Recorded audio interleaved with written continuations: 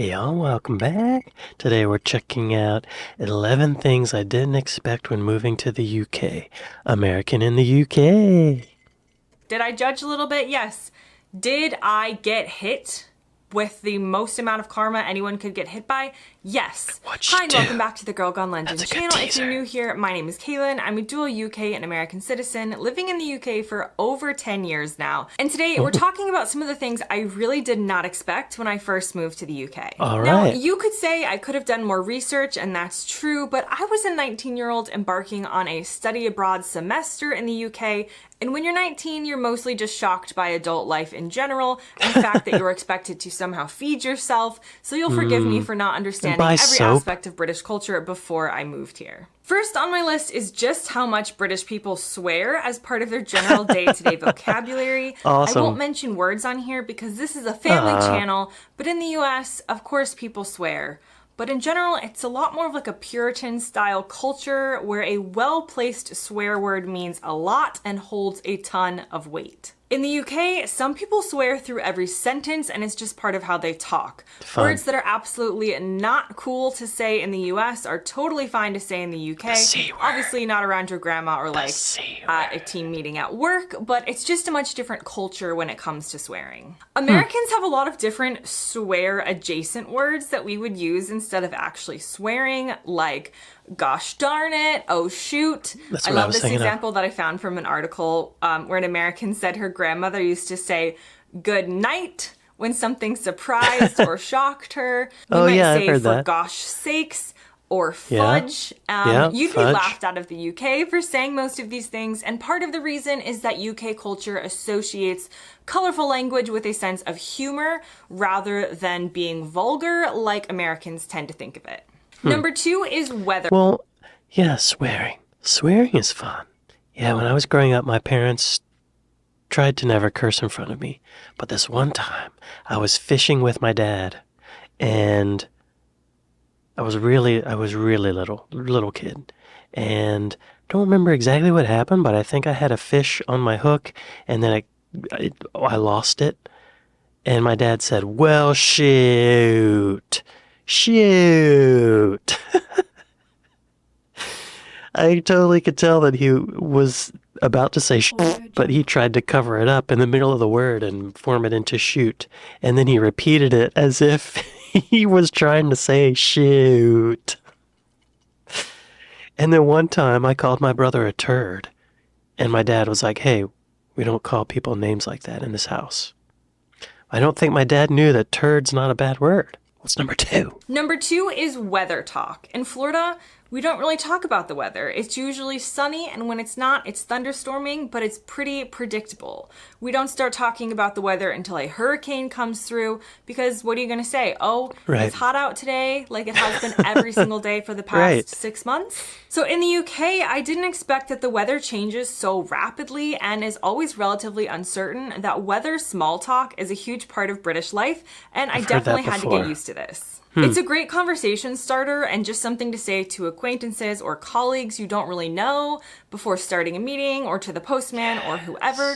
The island geography of the UK means that the weather today is probably different than it was yesterday or an hour ago, to be honest, so you can keep bringing it up over and over and over again. Also, a general dissatisfaction with the weather is the key to being British, so it's mostly just nice to complain that it's too hot, it's too cold, it's too cloudy, and when it is nice outside, you get to comment on that as well and talk about how you have to take advantage of it, or you would comment like about how it's never nice outside, not even appreciating that it is nice outside right now. I've heard this one a lot, talking about the weather. When I was in school, I had a business class, and one of the things they mentioned was that you have to learn to talk weather.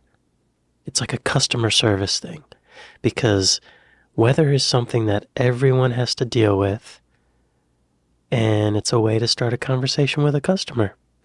And you have to be able to talk weather comfortably and put people at ease if you want to make that sale and get that money.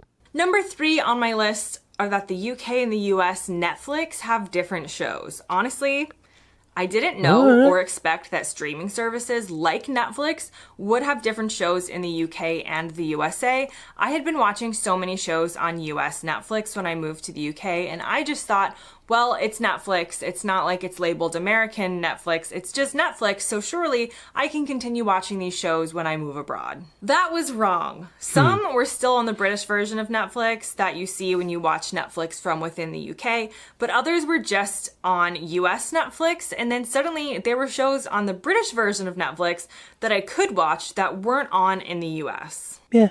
Licensing contracts, marketing, differences in humor.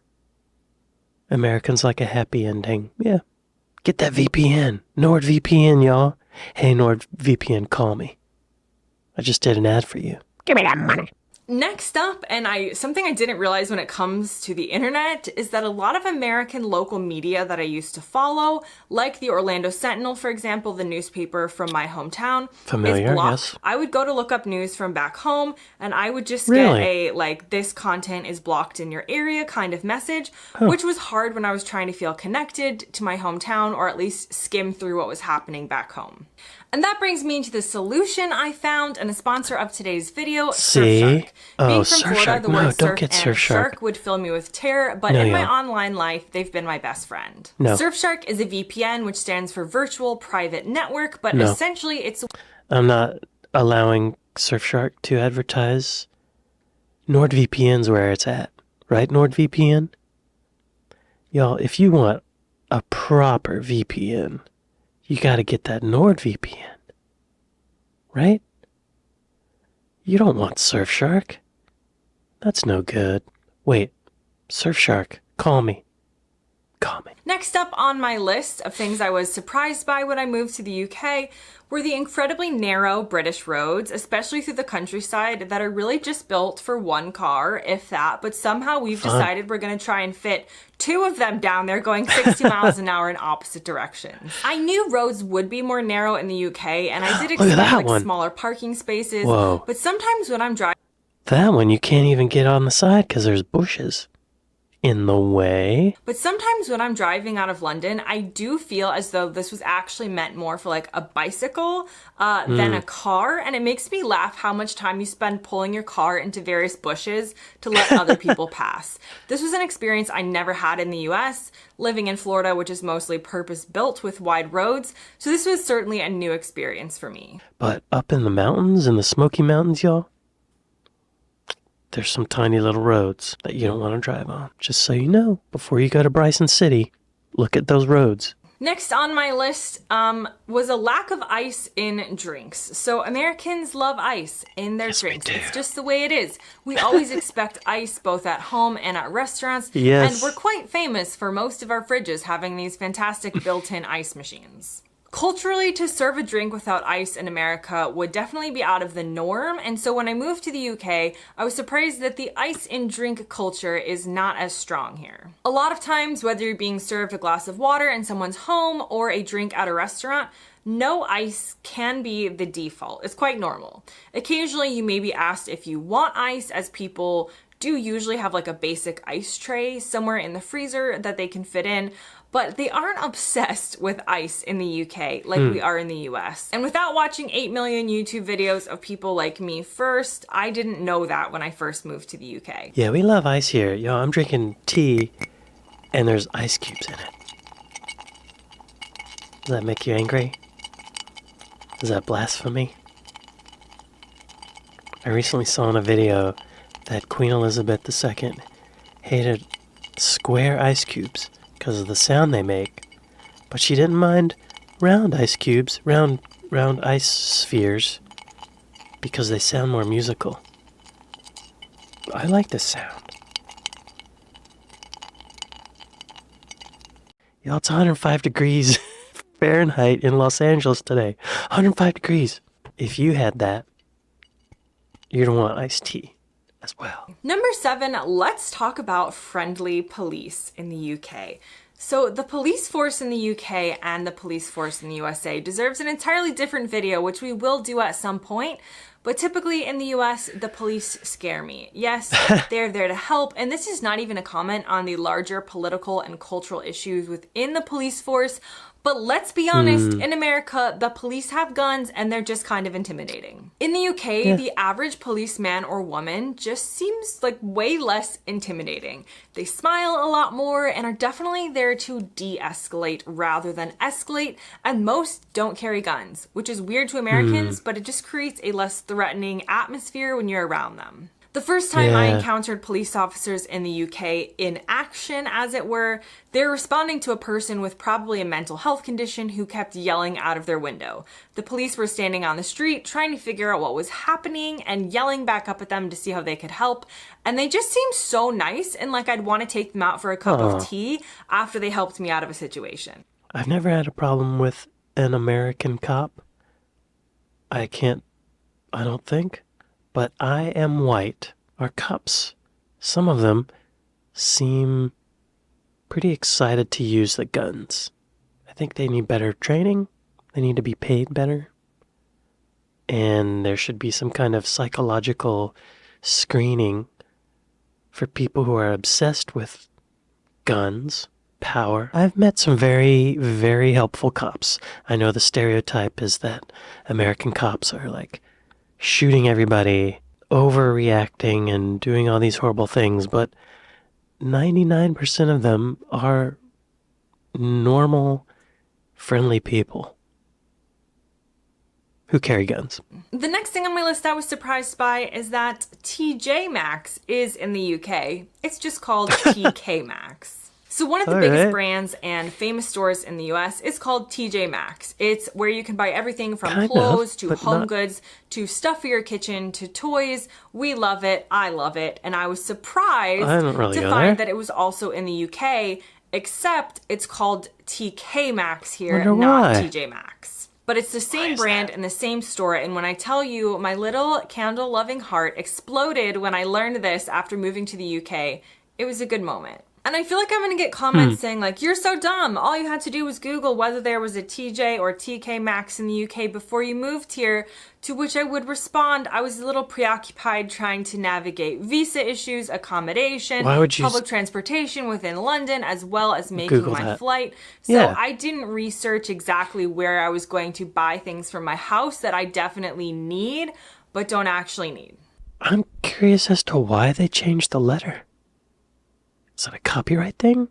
Outside of North America, TJ Maxx is known as TK Maxx. The name was modified to avoid confusion with the British retail chain TJ Hughes.